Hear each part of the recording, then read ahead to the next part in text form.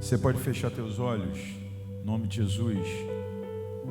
Toda vez quando o nosso Pai direciona as nossas vidas como igreja para num encontro público como esse, falarmos, compartilharmos de um assunto tão necessário e tão importante, é porque Ele quer fazer. É porque Ele, inspirado no que Ele já vem fazendo, Ele quer fazer. Ele quer fazer na tua vida, Ele quer fazer na tua família, Ele quer fazer na tua saúde, Ele quer fazer. E eu quero que você feche seus olhos nessa hora, em nome de Jesus, e comece a orar a Deus. Fala com Ele agora, em nome de Jesus, a necessidade do teu milagre. Fala com Ele agora o que você precisa dessa intervenção dEle. É a sua saúde?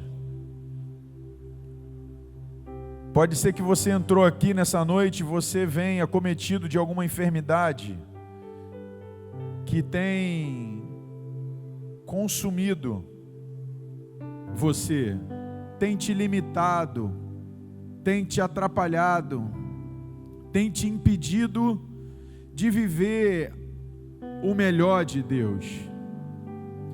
Você entrou aqui por algum motivo, se acostumou a fazer uso de algum remédio cotidiano, mas eu de verdade, eu acredito que essa noite pode ser uma noite de uma intervenção sobrenatural de Deus sobre você. Por algum motivo de hipertensão, por algum remédio que te faz dormir, algum ansiolítico, por algum remédio que faz tirar alguma dor do teu corpo. Mas nessa noite nós vamos chorar diante de Deus, nós vamos clamar diante de Deus, porque o nosso Pai, que controla todas as coisas, Ele tem poder para tocar, poder para fazer. E após essa noite eu já te desafio a você refazer teus exames, porque Deus é poderoso para fazer infinitamente mais do que tudo quanto pedimos ou pensamos, conforme o seu poder, que opera eficazmente em nós.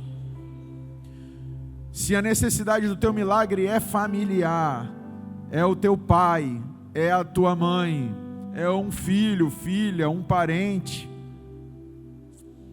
eu creio que o Senhor vai te levar nessa noite para um nível de fé, uma fé e um nível de fé, que ainda que as circunstâncias se apresentem difíceis para você, o Senhor vai te fazer andar sobre elas, o Senhor vai te fazer reinar sobre elas, vai te fazer profetizar nos momentos difíceis e encontrar alegria no Senhor. Pai, nós clamamos nessa noite em fé a Ti, Tu que controla todas as coisas, e nós te dizemos nessa noite, Pai, tudo está no Teu controle, nada foge ao Teu controle, seja em morte, em vida, seja em doença, em saúde, seja tendo todas as coisas ou perdendo todas as coisas, nós vivemos pela fé em Ti. Ó Deus, as circunstâncias não conseguem vir sobre nós e direcionar as nossas vidas. Somos guiados por Ti. O controle de todas as coisas nunca você perdeu, Pai. E nós confiamos plenamente nessa noite, nessa palavra. Ligamos nessa noite, nesse lugar, milagres. Ligamos nessa noite, nesse lugar, intervenções sobrenaturais. sobre pessoas que estão aqui ou que ainda não estão aqui, Pai.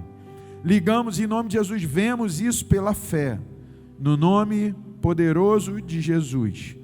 Você pode ligar, onde 2 ou 3 ligarem na terra, terá sido ligado no céu. Você pode dizer amém, assim seja?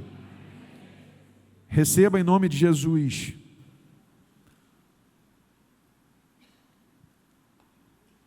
Glória a Deus. Deus tem falado com a gente nessa noite, e aquilo que eu falei é verdade. Toda vez quando vem uma inspiração do céu sobre nós a respeito de algum assunto, é muito importante a gente entender o que Deus quer fazer.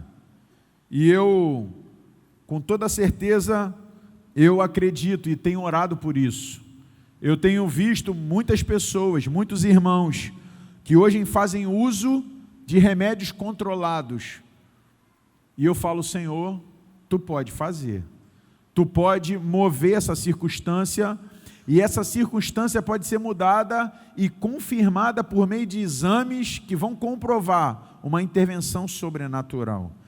Tenho encontrado algumas pessoas que, de alguma forma, têm perdido a fé diante das circunstâncias que têm vivido. Mas Deus está nos chamando a sair de um quadro de uma fé na desgraça, ou uma fé só nessa vida, para uma fé mais do que no poder de Deus. Não só no poder, mas uma fé na pessoa, uma fé no caráter do nosso Deus. E o texto que Deus colocou no meu coração foi um texto que os irmãos cantaram aqui, parte dele, Abacuque, capítulo 3, verso 17 e 18, é um texto que nós conhecemos, e fala exatamente de uma história de fé.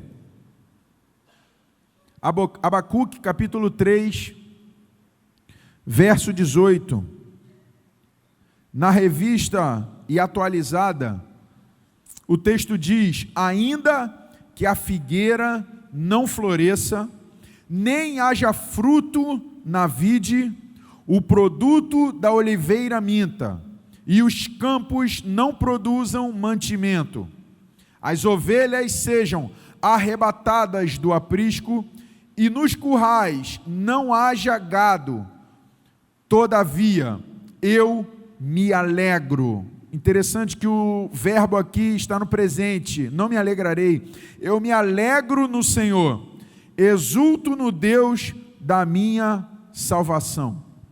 Olha para cá em nome de Jesus, há uma necessidade urgente de nós pegarmos a fé que nós temos, que ainda que seja pequena, que ainda que em alguns momentos seja balance pelas circunstâncias, mas é necessário fundamentarmos a nossa fé de maneira correta, ante as circunstâncias que nós vivemos.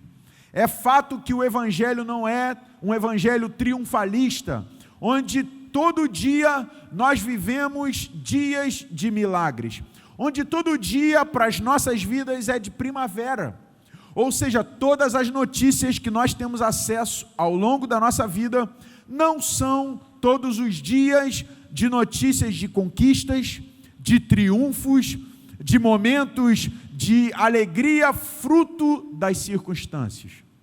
A verdade é que muitas vezes diante de nós há notícias difíceis, como o Eduardo estava falando, o Eduardo Kita, de chegar a ele, fruto de um diagnóstico, do nada, acordar de manhã e receber uma notícia difícil, uma notícia terrível.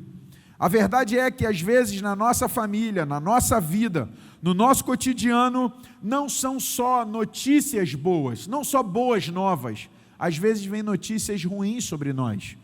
Às vezes a saúde fica comprometida, às vezes a estrutura familiar fica comprometida, às vezes o emprego, a um passo de prosperidade fica comprometido, às vezes a circunstância financeira fica comprometida, várias coisas na nossa vida ficam comprometidas.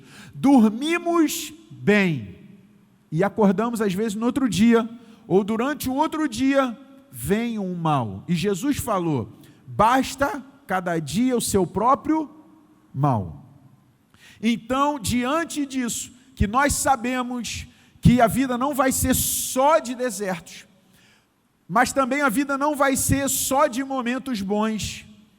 Diante disso, é necessário a gente entender onde colocar a nossa fé, onde fundamentar a nossa fé. Ou melhor, existe um segredo da fé, existe um segredo onde algumas pessoas encontraram esse segredo, e por causa disso, diante de vários momentos da vida delas, elas conseguiram se posicionar e pegar sua fé e colocar no lugar certo, a ponto de passar pelas circunstâncias e não sucumbir perante elas, e não desistir da própria vida, desesperar da própria vida. Existe esse lugar, existe esse segredo, sim, existe esse segredo. E o livro de Abacuque é um livro de fé. Abacuque viveu na época onde a Babilônia, os caldeus, dominava. E, na verdade, o povo estava vivendo um quadro dificílimo, de circunstâncias dificílimas. Abacuque chega a começar o seu livro dizendo, verso 1, o oráculo que viu o profeta Abacuque, e ele começa dizendo: até quando, Senhor, clamarei eu e tu não me escutarás? Ou seja, Abacuque olhava à volta dele, e ele, diante da volta dele, ele só via coisas ruins. É uma fase que nós passamos quando começamos a olhar as coisas à nossa volta, e as coisas começam a perder o nosso controle, começam a sair, na verdade, do nosso controle, começamos a olhar as coisas que vão caminhando, e todos os apoios naturais que nós temos, às vezes uma condição financeira, uma harmonia familiar, uma condição de acordar de manhã e poder fazer sua atividade física, poder ir para uma academia, poder uma caminhada, de repente, todos esses apoios naturais se vão de nós, saem de nós. Era esse o quadro que Abacuque estava vendo quando os babilônios estavam dominando sobre Judá, o reino de Judá. E ele começa a ver a impiedade, começa a ver a violência, começa a ver a maldade, e não via uma intervenção de Deus sobre o que ele estava vivendo. Então ele começa segundo versículo do capítulo de Abacuque, que só tem 3 capítulos, ele começa desesperadamente clamando por Deus. Até quando, Senhor? Clamarei eu e tu não me escutarás. Mas interessante que o nome Abacuque, que significa o Senhor abraça, aquele que abraça, na verdade, Abacuque é aquele que abraça, é um nome que era uma resposta para a atual conjuntura dele. E é um nome que pode inspirar você nessa noite diante do que você está vivendo. O Senhor abraça.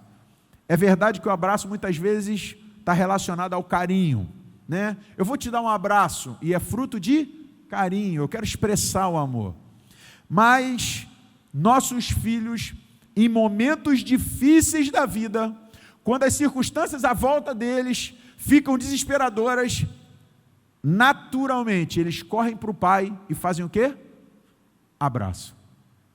Abraçam porque entendem que o pai é sinônimo de proteção. Esse dia eu estava na praia, num projeto que está acontecendo no Corpo de Bombeiro, Projeto Botinho, e aí uma menininha muito novinha, ela me confundiu com o pai dela. E aí ela foi, eu estava assim, ela ficou pertinho de mim, o pai estava perto de mim, e ela foi e agarrou no meu short, e ficou agarrada. E quando eu olhei aquela cena, eu sabia, eu falei, ela nem sabe que sou eu, ela está achando que é o pai. Aí eu olhei para o pai, e eu fiz assim, pisquei e fiz assim. E aí o pai parou diante dela e ficou olhando. E ela estava de cabecinha baixa, segurando o meu short, tipo, eu estou segura aqui. E quando ela levantou os olhos, que ela viu o pai, ela olhou para mim. E eu me tornei a circunstância difícil dela.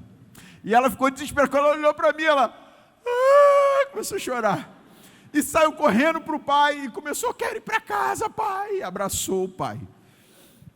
A verdade é que nos momentos difíceis da nossa vida, como é bom receber um abraço de alguém.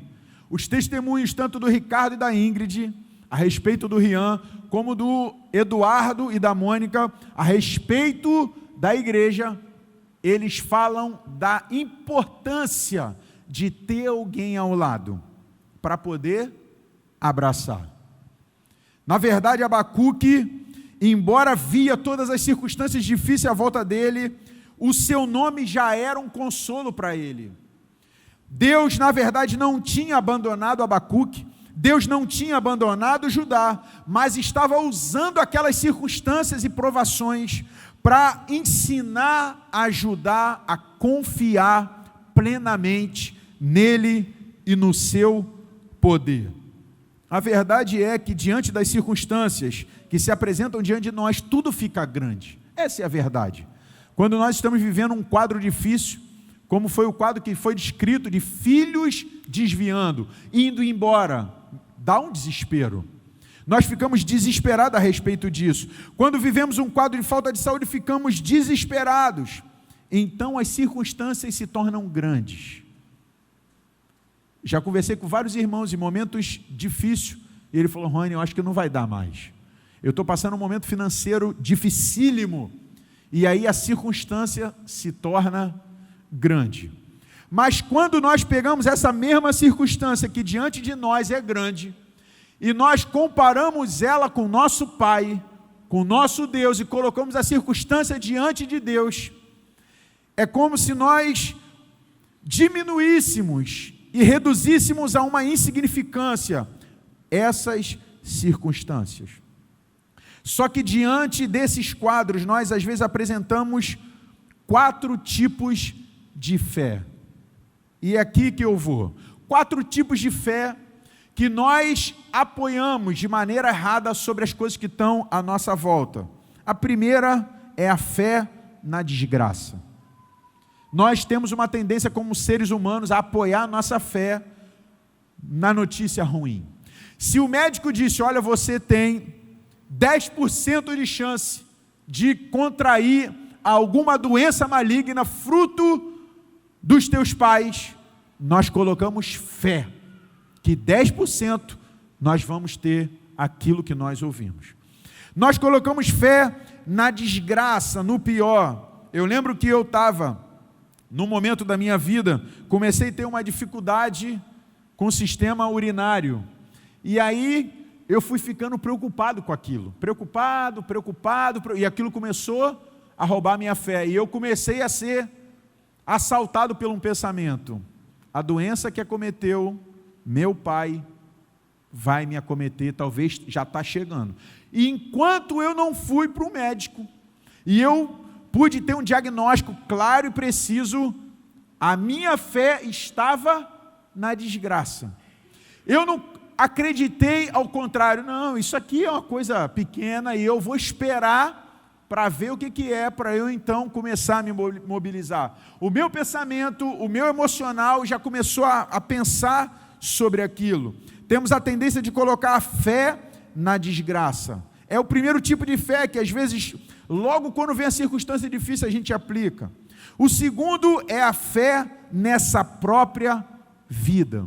É a fé só nessa vida, nos recursos que estão diante de nós. Bom, eu tenho dinheiro e eu tenho um plano de saúde, que é um plano de saúde que me dá várias coberturas. Então, estou tranquilo. Mas o meu plano de saúde está limitado ao meu estado. Então, a partir do momento que eu saio do meu estado, eu balanço. Porque eu estou apoiado num plano de saúde que me garante proteção, socorro, transporte médico, somente dentro do estado que eu estou. Então é uma fé apoiada apenas nos recursos dessa vida. Uma fé apoiada nos médicos. Quantas pessoas deixam de viajar porque por algum motivo acreditam que longe do recurso que ele tem, ele vai estar inseguro. Fé apoiada em dinheiro, fé apoiada no governo.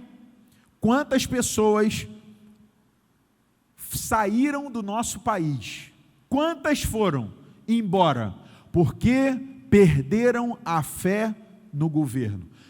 Quantos irmãos, quantas pessoas falaram, cara, eu vou embora do país, porque eu já não acredito mais no que pode acontecer de bom no nosso país. As notícias são só ruins.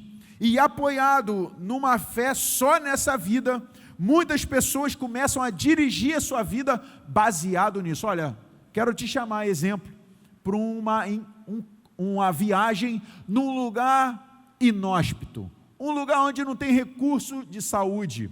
Vamos comigo? Pô, meu irmão, eu não vou não. Não vou não, porque eu me trato de determinada coisa e eu ir para esse lugar é complicado. Lá não tem um sistema de saúde adequado, não vou receber o recurso necessário. Se tiver que ter uma intervenção, nem helicóptero pousa nessa cidade, então eu prefiro ficar aqui. É uma fé apoiada nessa vida, e Paulo chega a dizer que se nós colocamos a nossa esperança apenas nessa vida, somos os mais miseráveis de todos os homens. A terceira fé é uma fé só no poder de Deus. E aí agora eu falo de uma fé acima das circunstâncias. A fé na desgraça é uma fé na circunstância. A fé só nessa vida, enquanto as coisas estão fluindo, é uma fé só nas circunstâncias. Mas quando você apoia a tua fé no poder de Deus, é uma fé acima das circunstâncias. Mas ainda não é uma fé totalmente segura. Não é o segredo de uma vida em fé. Se apoiar só no poder de Deus é perigoso.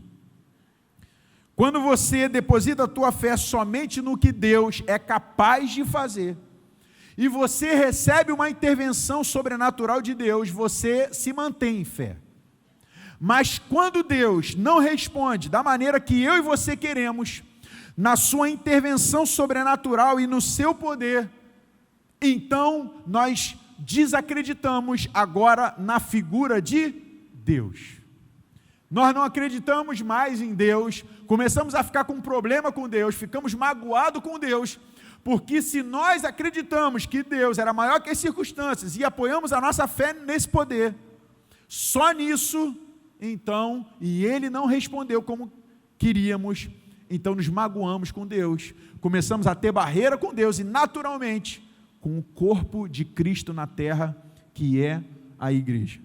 Conheci a história de um irmão, pastor agora no Espírito Santo, um homem muito envolvido com a obra, e onde nós fomos e ouvimos a respeito daquele pastor, daquele presbítero, ele era muito amado. E foi acometido de uma enfermidade, e pelas circunstâncias da vida, o Senhor quis levá-lo. No seu controle, o Senhor o levou. E a Bíblia diz que a morte dos seus santos é preciosa para o nosso Pai. E alguém ligado a ele, um genro que estava vinculado à igreja, entrou numa crise de fé, porque a sua fé estava baseada no poder de Deus. Enquanto aquele homem estava vivo, o seu genro dizia, ele vai ser sobrenaturalmente curado. E eu creio nisso, e ele foi caminhando por todo aquele tempo até o último momento. E isso é bíblico, isso é agradável a Deus. Tem gente que diante de uma circunstância difícil já desespera da vida, já para de orar, já para de clamar, já acostuma com remédio controlado, já acostuma com uma limitação, já acostuma com o estado de desgraça da família, já acostuma. Isso é uma fé presa às circunstâncias. Então, mas a fé precisa caminhar enquanto nós não temos uma palavra de Deus. Nós vamos agir com fé no poder do nosso Pai, e vamos clamar, e vamos chorar. Eu acredito sinceramente que muitos milagres não acontecem entre nós, porque nós não estamos desesperados em clamar. Você vai para lugares difíceis, onde há poucos recursos, e você vê milagres. Milagres no céu, milagres na terra, prodígios, sinais, intervenções, porque os homens já não têm onde apoiar o seu recurso. Mas quanto mais desenvolvida é uma sociedade, mais os homens se apoiam nos recursos da terra do que no seu Pai. Corremos rápido para o remédio, antes de correr para uma oração com imposição de mãos. Corremos rápido para essas coisas. Uma fé só no poder de Deus é perigosa. É verdade que Deus tem todo o poder. Abacuque, no capítulo 3, ele começa a relatar dos versos 6 em diante o seu poder. Do 3 a 6, ele fala do poder de Deus. Não precisa me acompanhar. Mas o texto diz: Deus vem de Temã, significa vem do sul. E do monte de Parã vem o santo, a região desértica, onde aconteceu o êxodo. Abacuque está falando o seguinte: Deus vem do sul, vem do lugar onde o meu povo lá atrás viveu no deserto e foi sobrenaturalmente sustentado. Abacuque está dizendo: Deus é um Deus do passado, Deus é um Deus que fez na minha vida, Deus é um Deus que fez na vida do meu povo. Abacuque estava relatando o tamanho de Deus, e o texto diz: a sua glória cobre os céus, e a terra se enche do seu louvor, o seu resplendor é como luz, raios brilhantes saem da sua mão, e ali o esconderijo da sua força, adiante dele vai a praga. Está falando que Deus controla tudo, os males, as doenças, diante dele vai a praga, e a peste segue os seus pés, para e faz tremer a terra, olha e sacode as nações, os montes perpétuos são esmiuçados, os outeiros eternos se encurvam, os caminhos de Deus são eternos. O que ele está dizendo? Deus é poderosíssimo, Deus se preocupa, quero te dizer isso nessa noite, com coisas que você nem está aí. Não sei se você um dia já parou para tentar fazer um exame e descobrir quantos cabelos tem na tua cabeça, mas a Bíblia diz que o nosso Pai sabe quantos cabelos tem na minha e na tua cabeça. É mais fácil contar na cabeça de alguns, é verdade. Mas ele sabe, e no original grego o texto diz: todos eles estão enumerados, não só contados. Não é assim, na cabeça do Rony tem 1.429.000 cabelos, e eu perdi o controle. A Bíblia diz, no original grego, e todos estão enumerados. Então, quando você, irmã, vai lavar o teu cabelo e cai, o nosso Pai sabe qual é aquele. Esse aí, caiu lá da cabeça da minha filha, o 100.439 era ele. O enumerado, ele sabe todas as coisas, tem todo o poder. E eu, sinceramente, eu creio que quando veio essa inspiração para essa noite, é porque é uma noite que Ele quer manifestar o seu poder. E nós vamos orar por isso. E o último ponto. Desculpa, é bom lembrar, uma vez eu fui dar a notícia a uma pessoa a respeito do falecimento de um ente querido dela. E quando nós demos a notícia com muito cuidado, a pessoa entrou num quadro de desespero tão grande, e a oração dela era só essa: por que Deus? Por que Deus? Por que Deus? Por que? E começou a questionar Deus com toda a sua força.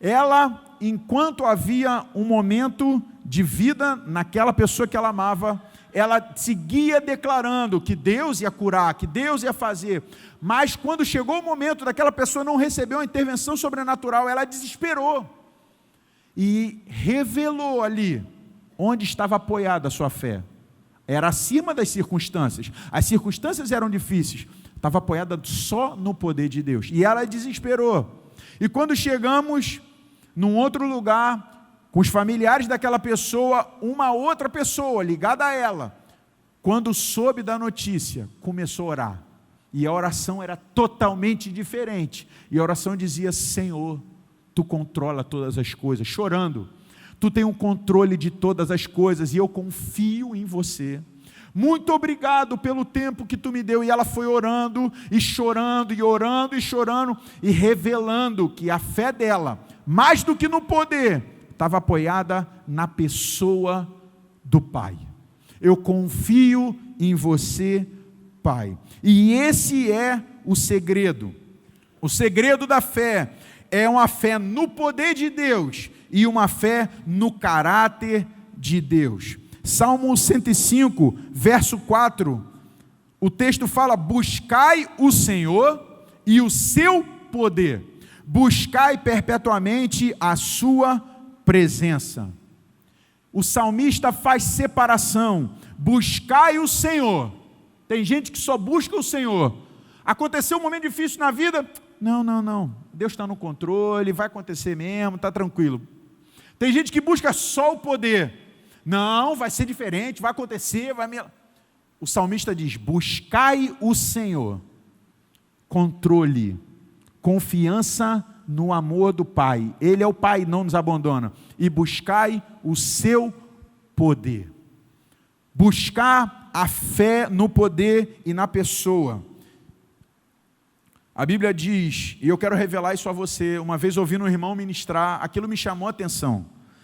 Jesus nunca, ou posso dizer poucas vezes, chamou o Pai dele, o nosso Pai, de Deus.